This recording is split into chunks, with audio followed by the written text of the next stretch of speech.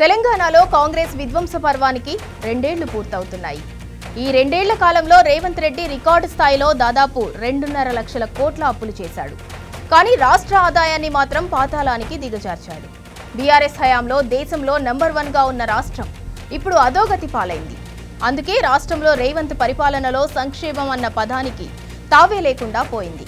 2 ఏళ్ల కాలంలో రేవంత్ సర్కార్ తట్టెడు మట్టి ఎత్తలేదు. కనీసం ఒక కొత్త ప్రాజెక్టు కట్టలేదు.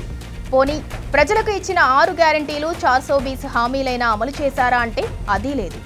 కనీసం ఒక్క హామీని కూడా పూర్తిగా అమలు చేయలేదు రేవంత్ రెడ్డి. అభివృద్ధి సంక్షేమం సోయిలేని కాంగ్రెస్ ప్రభుత్వం అవినీతికి కేరాఫ్గా మారింది.